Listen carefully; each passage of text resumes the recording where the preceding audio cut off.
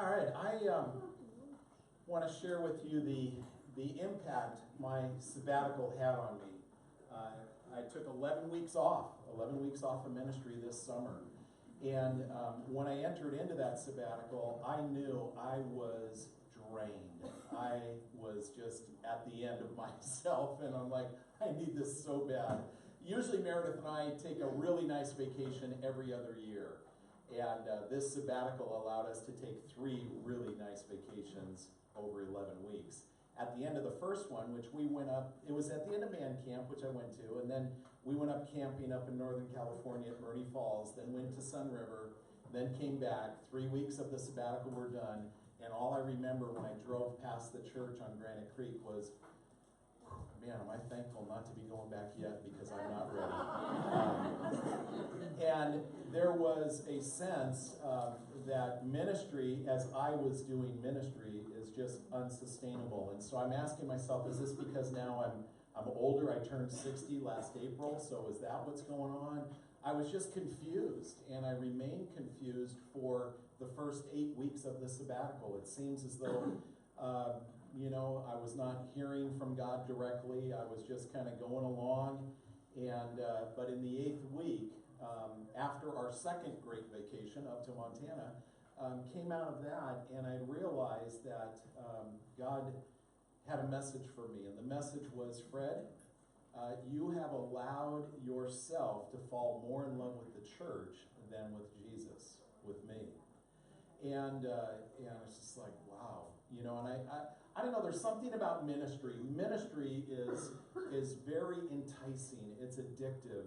You've heard people say that ministry can become your mistress because it's exciting, it's thrilling, it's engaging. There's just so much about it. And it wasn't like I'm in love with the church way up here and I'm in love with Jesus down here. All it has to be is this much separation. But God made it clear, I've lost my first love. John, exiled on the Isle of Patmos, when Jesus visited him, said, hey, I've got a message for the churches.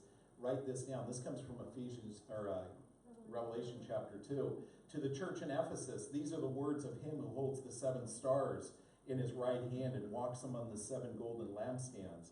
I know your deeds, your hard work, your perseverance. I know that you cannot tolerate wicked people, that you have tested those who claim to be apostles but are not, and have found them false. You have persevered, and you've endured hardships for my name, and you've not grown weary. Yet I hold this against you. You have forsaken the love you had at first. Consider how far you have fallen. Repent, and do the things you did at first. If you do not repent, I will come to you and remove your lampstand from its place. And that was just like a, wow, that was a big one for me. But talk about healing for me, for God to pinpoint, Fred, this is what's wrong, this is what's unsustainable, is when you don't have me at first, you're dust. It's not going to work, And so for that, I was really thankful. And then I began to look at, well, what's the impact of that, of loving the church more than loving Jesus? And I'll tell you, when you're gathered with a group of people, you give and you give and you give and you give and you love and you love and you love. It's like raising children, the closest analogy I have. And as you love your children and give to them, you expect something in response from them. And what I was expecting from the church was that which only Jesus can give me. And so the expectations that I had for the church were off base. And the church could never do. And it's just like you.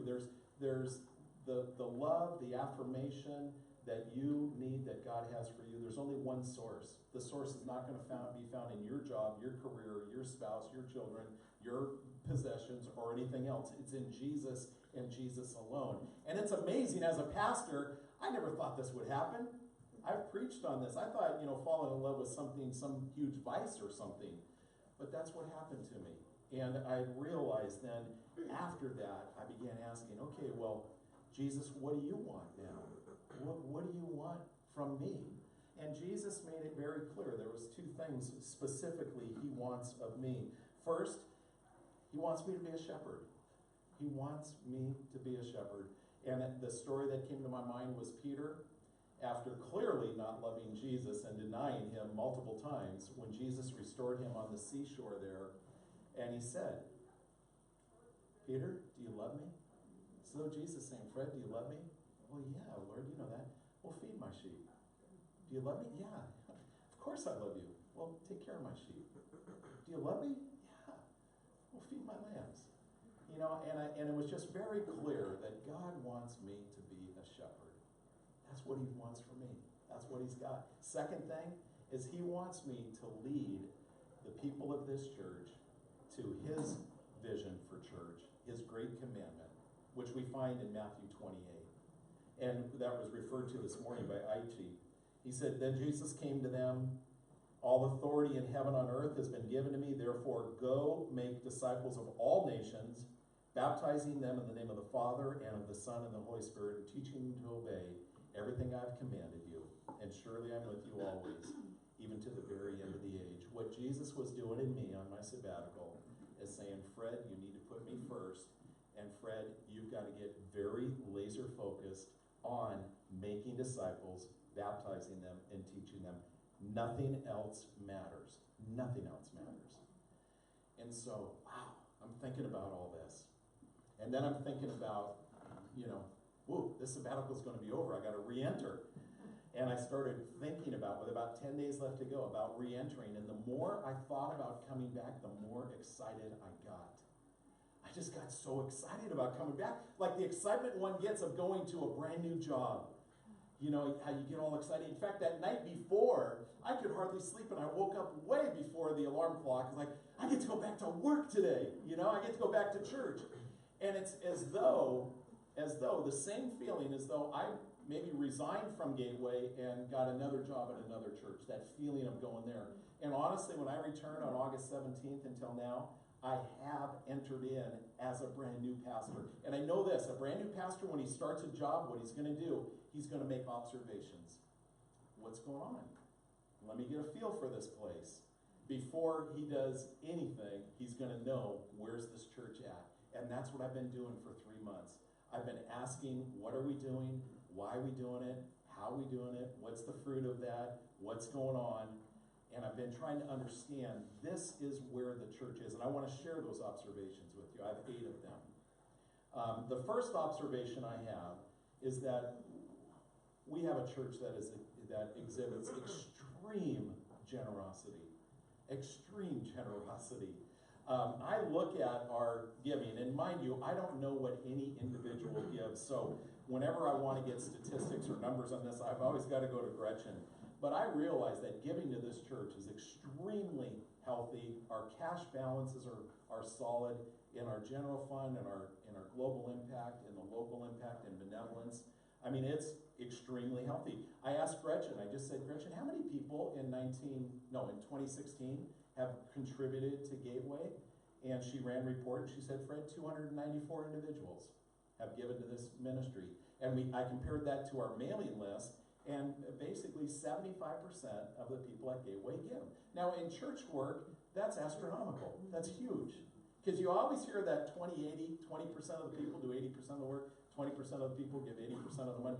It's not that way here. And then I just took an average of those 294 people, and with the revenue that's come in, the offerings that have come in, on average, the average individual has given our church $3,060, and the average couple $6,120. And that's the average of 294 people.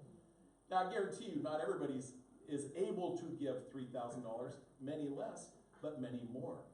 But I'm telling you, I'm just so blessed to be at a church that people understand joy and sacrifice in their giving. And I can tell you this, sacrifice always comes first. When you give of your time, well, it's a sacrifice, and the joy catches up. And I think this church understands giving. It's sacrifice, the joy catches up, and you do it. It's just an amazing, amazing church. We're not a big church. As you heard Chris Goins say today, he came from a church 3 times our size that had a faith promise half the size of ours. I mean, it's amazing what God is doing here. And when I'm talking about Gateway, I mean, this is the core right here. I'm talking to y'all. I mean, it's absolutely amazing to think last year, $168,539 going to going to Global Impact. To think that every month there's $2,000 going to benevolence, and we reserve the majority of that for Gateway people. It's amazing. I look at Dean. Dean was a pastor of a church. We met for a year. Ron's been a senior pastor, and these guys are probably looking, oh my gosh, what a gift. You know, it truly is. It's just amazing. So that's my first observation. My second observation is this is a church that has a very high volunteerism. Extremely high volunteerism. We have 390 adults on our mailing list, active, that we've looked at every single name and said, yes, these are people that actively worship here. They may only worship once a month. Some of them maybe once every 6 weeks, but these are people on our list. Many that worship here far more frequently than that, 390. Of that, 231 people serve. 60% of the people are serving, are active, and 60% of the people are serving. And again, I'm looking out. Who are the ones serving? As I'm looking at them, the 60% are serving. Only 40% are not serving. However, in that number, and I don't know this because I don't know giving, there may be some people who say, well, my service is giving. I give. That's what my service is. And that's legitimate. I just don't have any way of knowing that exactly. Now, the average person serving serves in 3 ministries. So those 231 people, on average, serve in 3 different ministries. Some of those events are events like Agapalooza or BBC. But to the average person, and the average person is donating 2 hours a week to ministry here at church. When we add all that up, it is just phenomenal, the resources that are here at this church. And we also have, of our list, there are 62 people in our church that serve in 5 or more ministries. I mean, this is just like, poof, you know, if you're in church work, this is like astronomical what I see.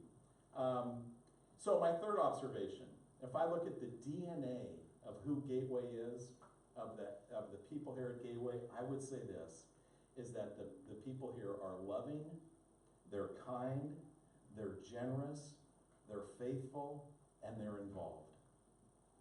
And I'm telling you, I have got to be one of the most fortunate pastors on the face of this earth to be here and not somewhere else. It's amazing to me. So I'm just soaking that in, and I've been thanking God for this. Now, there's some other observations I've made.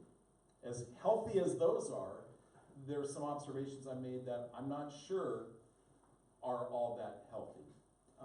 One of those being, we have a high number of ministries that this church runs. These fall within 21 major ministries. And let me just read the 21 major ministries that we have. We have worship, the tech team, guest services, children's ministry, VBC, middle school, high school, young adults, seniors, women ministry, men's ministry, connecting events, global impact, local impact, discipleship classes and seminars, benevolence, pastoral care, assimilation, special events like Good Friday events and Christmas Eve candlelight services, facilities, and elders. Those are the 21. Now, but you can break those 21 down into 100 different ministries. For example, guest services. Guest services is actually 5 ministries. It's the coffee and food ministry, Jan leads that. It's the ushers, Steve Clark leads that. It's the greeters, Meredith leads that. It's the resource center with Gretchen. And it's the communion team, the communion prep team. So that's just, there's 5 different groups, and each one of those has a group of people that serve. There may be anywhere from 3 to 10 people serving within that ministry. So that's 5 of the 100 I'm talking about. If we looked at it, and I had the staff, the pastors and the directors, add up the number of hours that are going into ministries, and they just said, well, if you're a greeter and you're serving, you know, this is how many hours would go into that. And if you're on the worship team and you're part of the band, this is how many hours are going to go to that. And we added it all up, and our best estimate is that on an annual basis, There are 23,322 hours, volunteer hours at this church. 23,000 hours. It's amazing. And then I also asked our staff, I said, how many more volunteers do you need in order to run your ministry to the level of excellence? You know, because ministries have a lot of holes. There's a lot of needs. And the answer I got back was, well, over these 100 ministries with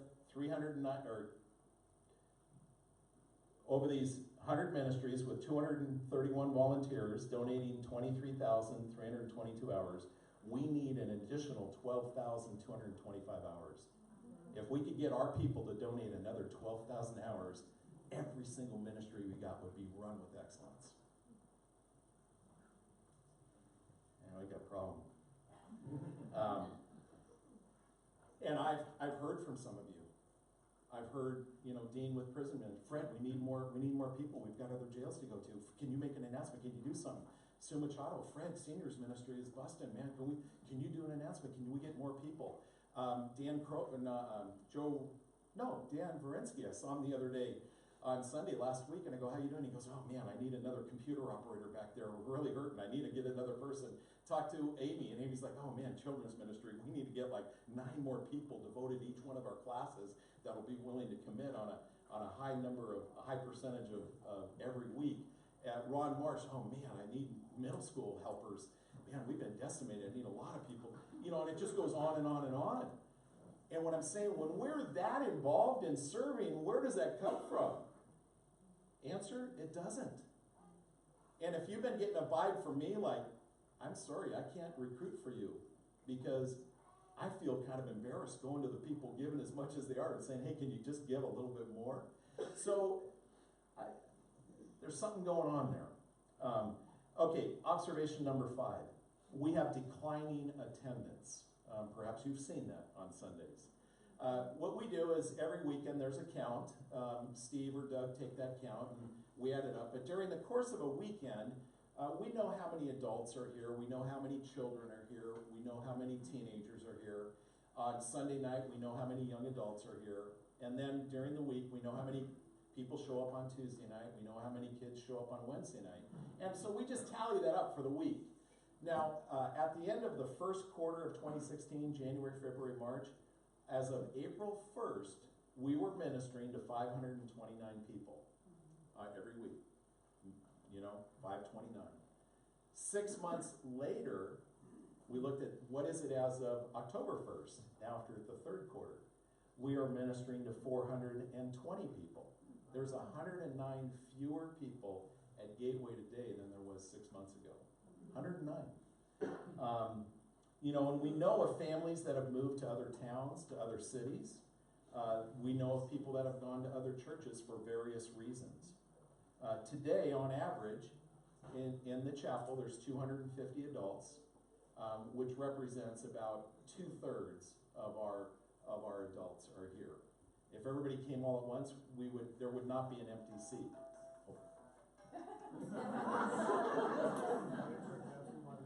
Sorry, I can't talk right now. That's my son, Jeffrey. I love that kid. No, I'm serious. He's kind of a mama's boy. He really always has. Do I have it on speakerphone?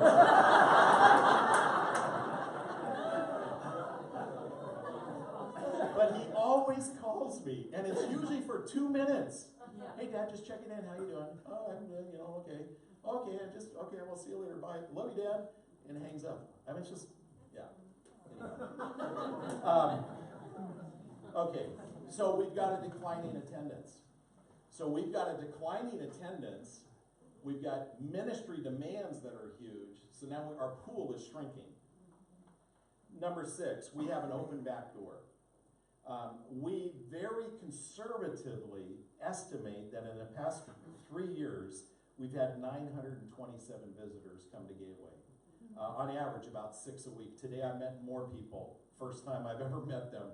I've met them here today. More than 6 people.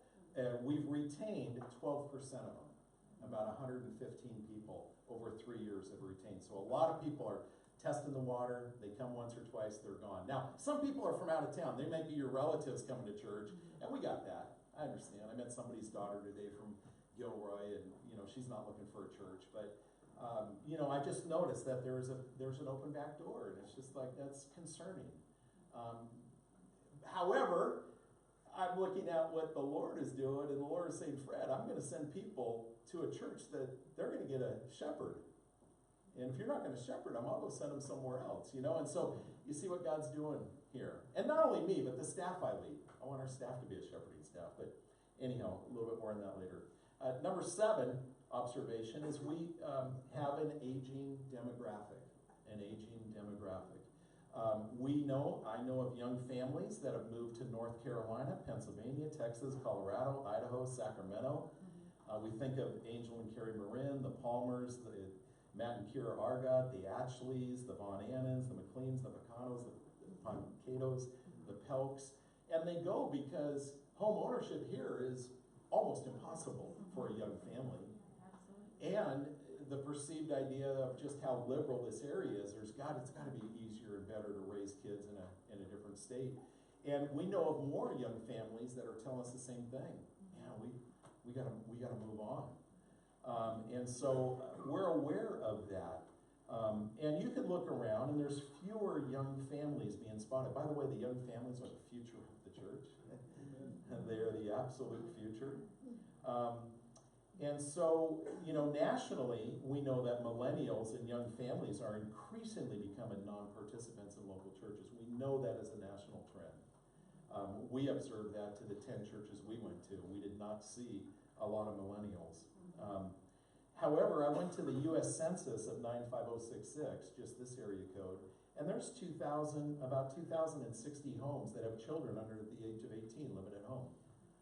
There's no shortage of kids in this area. Even as some move out, there's still plenty. And in this area code, 25% of the population is under the age of 18. So we've got a population of 14,000 people. So it's not, I don't think we've tapped out on a market, if you will. But we've got to figure out, as the shepherd of this church, what can we do to draw in more children, more teens, more young families? That's the future. Number 8 observation is our vision. We have a vision, and we know what it is. It's devoted to changing lives. It's a good vision, but it's a broad vision.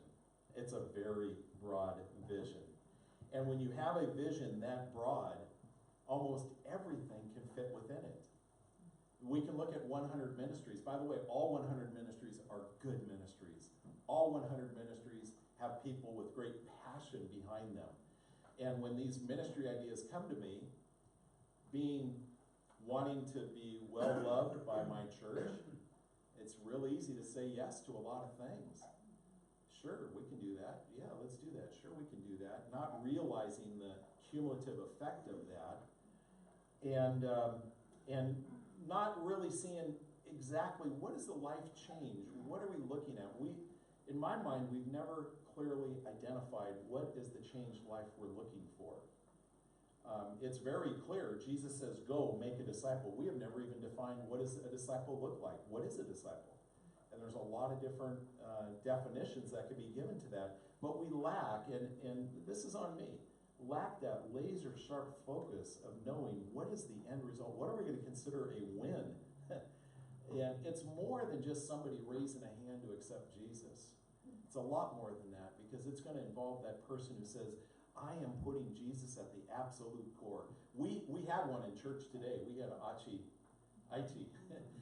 Talk about a guy who was a disciple of Jesus. I mean, right there. But it's just, there's a vagueness around it. The vagueness bothers me. And a lot of our activity that we do here, because there's a ton of activity, it's not real clear to see exactly how does that tie into the Great Commandment, exactly how is that making disciples, baptizing and teaching them. And these are just my observation.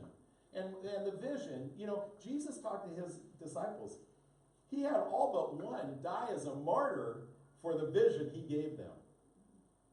And I can tell you, I'm not sure I'm willing to die for a vision that says I'm devoted to changing a life. It's got to be more than that. It's got to be more specific. So these are just some observations I made of the church, observations in my heart. And so, okay, how do we summarize this? What's the result? What's the net effect? I would say this. We have a maxed out volunteer base. We really do. We got a lot of people doing a lot of things, and I thank you for that. But we got a maxed out base. Honestly, from a staff perspective, we use people to fill ministry holes. We use people to fill ministry holes. We need another teacher. Okay, who do we filled? Oh, great. Check that off the list. We got somebody. Okay, let's go next. Where do we need more help? And we're using people to fill holes instead of realizing that the ministry is the people. That's the ministry. And we've got to create ministries where people, when they are serving in that ministry, that's where they're going to be shepherded. That's where they're going to be discipled. That's where they're going to be deeply loved, is in the context of ministry, not in just plugging a hole. And I've got to apologize for that. I've allowed that to happen, but with 100 ministries, with 23,000 hours, with people coming to me and other staff saying, we need more, we need more, we need more, we fall back into a position, we're scrambling and saying, okay, let's just plug that hole, plug those holes. Great, we got that person, okay, good. And we let them drift. We don't know their story, we don't know what's going on in their life, we don't know how their marriage is going, we don't know much about their kids, we don't know about what is the greatest heartache they're facing, what is God doing in their life. We're not having those conversations. And I don't think Jesus wants me to lead that way anymore. We also, as the result of what we're doing, we have a declining attendance and we have an open back door. Yet we have an abundance of activity. We got activity, activity, activity. I would say this, we are a program-driven church. We're a program-driven church. And I can just tell you there's many days, the majority of days when I go home, I feel like I go home as a manager. And what have I done all day? I've managed. I've managed emails, I've managed a budget, I've managed facilities use, I've managed who's going to get this priority in the bulletin, I've managed who's going to get, the next announcement. Manage. And I can't do that. I can't be a manager. I mean, I did that. I've done that long enough, and I don't like the fruit. And good has come. I don't want to beat myself up too hard. Good has come. But I think God is saying, I want you to be a shepherd. Be a shepherd. And I think God is saying, Fred, I want, under your leadership, the church to become less of a program-driven church and more of a shepherding church. I don't think we can ever get way of managing things. There's just a lot of details. But I got to tell you, with 100 ministries, with all this activity, there is so much going on. And honestly, there's just details. To be on our staff, to be a pastor, you've got to know about any given time about 100 details. We made a decision. I felt really bad about this, but a decision was made on Thursday. Oh man, we've got Achi coming in. He's going to tell a lot of stories. It's probably going to go long. Oh, we've got a baptism too, because the baptism can't be on the third Sunday like it normally is, because they're bringing in family and their family is only available the first, but the first is when we do communion. We can't do communion. Let's push communion off to the next week. And we're all sitting around going, that sounds good. Well, guess what? We forgot to tell that to Lauren and Sharon Olson. So they came here early this morning, made all the communion. Somebody told them, we're not doing communion. They had to dump it all out. And really what that is, it's just a program-driven church that dropped one tiny detail. And we're dropping details all the time.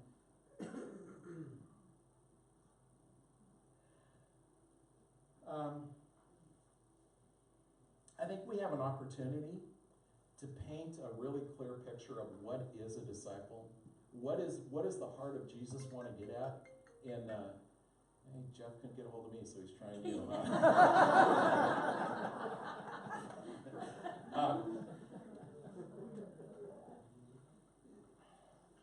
I think we have an opportunity to really say, Jesus, we've got to do what you've asked us to do. The church is the only institution you've asked that of. lot of places can do a lot of things, but only the church can do what you've asked us to do. We have a great opportunity. We have an opportunity going forward to say, okay, what should the process be for somebody brand new? How do we get them to become a fully devoted follower of Christ? And today, there is no answer. Well, today, there's a thousand answers. It depends who you ask. You're going to get a different answer. The other thing about this great commandment, go make disciples, baptizing them in the name of the Father, and the name of the Son, and the name of the Holy Spirit, and teach them to obey all I've commanded you. We've lost sight of that teaching part. Now, if we take that to understand, when Jesus, after he rose from the grave and he had the disciples around him, is when he gave that great commandment. At that point in time, what did Jesus command? And you can go back and read the 4 Gospels. In those 4 Gospels, there are 49 commands Jesus gave. And I would think that's what Jesus had in mind. Hey, I gave you 49 commands. Make sure you're teaching those. And we're not, at least in any systematic way. Our vision, from my perspective, because it is very broad, it really makes it difficult to know what to say yes to and what to say no to. I don't mind saying no if I've got a basis to say no. If I don't have a basis, then I'm going to say yes. It's just a philosophy of my life, raising kids, raising grandkids. Say yes as often as you can. And when you love a church and you want them to love you back, say yes as often as you can. You know, when you're connected with Jesus, saying, Jesus, I'm going to love you first, what do you want me to do? Now it becomes a lot clearer what you can say yes to and what you can say no to. So there's that. The other thing, we do have a very formal, written vision strategy statement. It's probably on the internet, on our website. I looked at that again with some fresh eyes, the eyes of a new pastor, and I realized that vision statement says nothing about children, middle school students, high school students, young adults, or prayer. Wow, how did that happen? Doesn't say anything about it. Okay, the future. What's going on? A week ago Sunday, I went on a cancer walk for Monica, who's you're recovering, yes. Yes.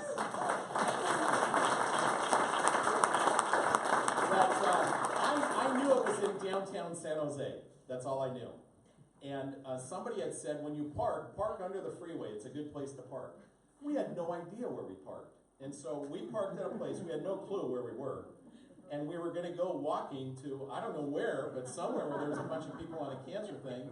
And so we started walking, not exactly knowing where we were or where we were going. And as we were walking, we began asking a lot of people, hey, where is this? And everybody had a different answer. And finally we said, well, where's St. John Street? And we talked to a police officer, and he goes, oh, it's that way. It wasn't that way. The more we walked, the further we're getting away, until we finally called the source. I think somebody called Monica and said, hey, where are you? Oh, we're at the SAP Center on the west side. Okay, now we know where to go. And so we totally changed direction. It was like, what, a 3K walk or something? Yeah, we put in 5K. We put in 5K before we got there.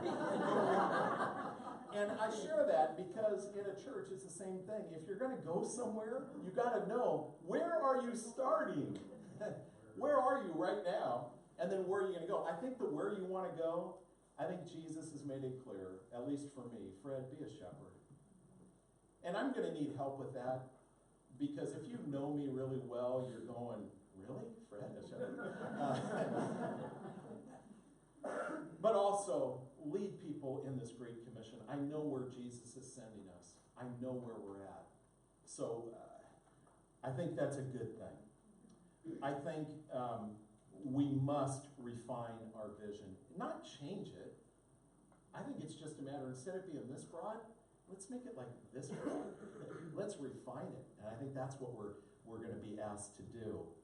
I think we're going to be less program focused, though we're always going to have programs, and more shepherding focused, though we're always going to have management that needs to take place. And I think that when I look at 100 ministries, I know this: we can't do it all. We cannot do it all. We cannot do it all.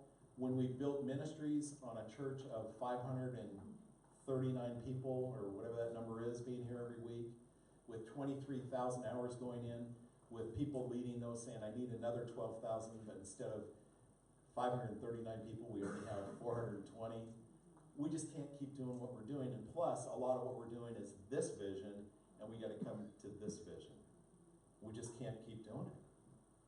Now, that sounds unsettling to a lot of you, I'm sure. Because right now you're probably thinking, oh, does that mean my ministry's gone? Is it over?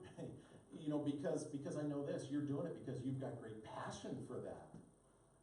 And so I'm sure it's unsettling, but this is what I want to tell you as far as what next. Nothing has changed. Nothing. Except what God's been stirring in me. We haven't changed anything. We haven't dropped a ministry. We haven't done any of that. What I plan to do next is I plan to hold a meeting and get the ministry leaders together, and that we can talk more nuts and bolts about this. And I want to hear from you. I want to get your input to the ministry leaders. I also, the staff and the elders, specifically the pastors and the elders, are going to craft a refined vision statement. Just refine it. And we're going to work diligently on that. And then, I think the changes that we have, I know this, I know we got to communicate them well, and we've got to take our time. I want to say this, 3 years from now, we're going to have a different church. Now understand, I'm not saying 3 weeks from now, I'm not saying 3 months from now. I'm saying this is going to take some time. And I'm willing to give it 3 years, that we say 3 years from now, wow, this church has really changed. Where we will truly say this is a shepherding church. And this is a church that is very serious about the Great Commandment. So that's where we're going. And I know this because Jesus has said this. He told a parable once, and he talked about an old garment and a new garment. And he says, you don't take a patch off a new garment and put it on an old one, because the new patch hasn't shrunk yet. When it shrinks, it's going to tear apart. And you've got a color issue going on, and you've got all these issues. So he goes, you don't do that. And then he also talked about wine. He says, when you're making wine, wine ferments and it lets off gas. You don't put that in an old wineskin that's already stretched, because if you do, it's going to burst. He goes, you put it in a new wineskin. Let me read to you. And he gave this parable in 3 of the Gospels. I'm reading it out of Luke. He told them, Jesus did, this parable. No one tears a piece out of a new garment to patch an old one. Otherwise they will have torn the new garment, and the patch from the new one will not match the old. And no one pours new wine into old wineskins. Otherwise the new wine will burst the skins, the wine will run out, and the wineskins will be ruined. No, new wine must be poured into new wineskins. There's new wine coming. There's going to be new wineskins. And then he said this as a warning. He says, and no one after drinking old wine wants the new, for they say the old is better. I understand human psychology. I understand right now the 100 ministries and the craziness and whatnot. There's all of you saying, well, I'm good with this. Feels okay to me. I like it like this. I'm good with this. And there's going to be change that'll be rolled out over time, hopefully well communicated, taking our time. And the tendency is going to be, but I liked it the old way. Remember the Israelites? They crossed through the Red Sea. We like those onions. We like the garlic. We like the leeks. What's this manna we're eating? So God's got something for us. And like I said, nothing has changed yet. I just wanted to get this off my chest, let you know. And I can tell you, I'm excited to be here. I'm excited after sharing this with all the elders. They could have just said, well, Fred, if that's how you really feel, let's replace you and get some fresh wine in here. and they said, okay, let's do this. Let's do it. And so that's where we're headed. What I thought would be really good is just if we could designate one person at your table. I need one volunteer at each table, just to pray for the direction that we're going, and then we'll be dismissed, okay? Can we do that? Just pick somebody at the table who wants to pray, and just pray for the stuff I've shared. It's almost 8 o'clock. It's just 5 minutes for that.